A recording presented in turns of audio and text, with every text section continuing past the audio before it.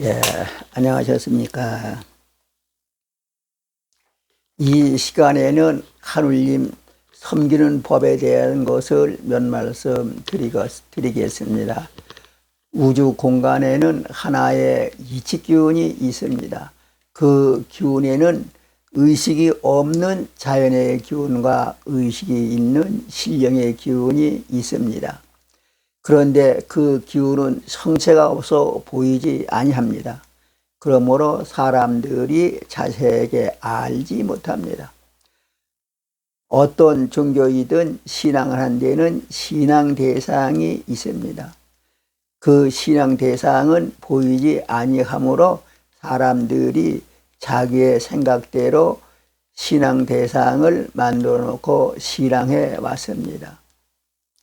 천도교의 신앙 대상은 하느님께서 수은 대인사님에게 내려주신 그대로 대인사님이 창명해 놓으신 법 그대로 신앙하는 것입니다. 그리고 천도교의 신앙 대상은 천주, 즉 하느님을 믿는 것입니다. 스승님께서 내유신령과 애유기화를 부모님 섬기는 것과 같이 섬기라고 하신 것입니다. 하느님을 모시고 섬기려면 현재 부모님이 계시지 않는다고 하더라도 부모님 섬기던 법을 알고 그와 같은 법으로 하느님을 모시고 섬겨야 되는 것입니다. 부모 섬기는 법을 신사님께서 내수도문의 말씀에 놓으셨지만 몇 가지 보충 설명을 드리겠습니다. 부모 섬기는 법은 법률로 정해져 있는 것이 아닙니다. 옛날부터 성인들이 가르쳐 온 법을 말하는 것입니다. 부모 섬기는 공통된 법의 중요한 것은 혼정, 신성, 출필고, 반필면, 공구, 감지 등이 있습니다. 아침 저녁 문항 드리는 것을 혼정신성이라고 합니다. 저녁에 부모님이 계신 곳에 가서 자리도 깔아드리고 손과 발도 주물러 드리고 불편하신 곳이 없으신가 살펴보고 겨울에는 따뜻하게 재드리고 여름에는 서늘하게 재드리며 그날에 있었던 일도 말씀드리고 대화를 나누다가 절하고 인사드리고 나온 것을 혼정이라고 합니다. 아침에 일찍 일어나서 부모님이 계신 곳에 가서 밤 사이에 불편하신 것 없이 잘 주무셨는가, 아프신 곳이 없으신가 여쭤보고 여러 가지로 보살피는 것을 신성이라고 합니다. 어디에 갈 때에 반드시 부모님을 찾아뵙고 무슨 볼일로 어디에 갑니다 라고 말씀드리고 그 일을 어떻게 해야 좋겠습니까 여쭤보고 명을 받고 나올 때에 절하고 인사드리고 나오는 것을 출필옥을 고라고 합니다. 돌아오겠다고 말씀드린 시간 안에 돌아와서 반드시 부모님을 찾아뵙고 그 일의 결과를 말씀드리는 것을 반필면이라고 합니다. 또 부모님께서 좋아하시는 음식을 장만하여 봉양하는 것을 공구감지라고 합니다. 또한 모든 일을 자기의 생각대로 하지 않고 부모님의 명과 뜻을 받도록 명하시고 행하라고 분부하신 그대로 행하는 것을 봉지 또 봉명이라고 합니다. 또 항상 부모님을 생각하는 것을 매년 부모라고 합니다. 이것이 옛날 효자들이 부모님을 섬기던 기본 법이 되는 것입니다. 하느님을 섬기는 법도 부모님 섬기는 것과 같은 법으로 하느님을 섬기라고 하신 것입니다. 부모님은 성체가 있으시므로 말과 몸으로 섬기지만 하느님은 성체가 없으심으로 마음으로 섬기는 것입니다. 이것을 신고라고 합니다. 하느님께 묻는 것도 신고로 묻는 것이고, 어떤 일을 하겠다고 고하는 것도 신고로 하는 것이고, 기원하는 것도 신고로 기원하는 것이고, 감사하는 것도 신고로 하는 것이고, 어떤 목적을 정해놓고 특별 기도를 드릴 때 기도하는 것도 신고로 하는 것입니다. 그러므로 신고는 지극한 정성과 공경을 다해서 거짓 없이 진실하게 해야 됩니다.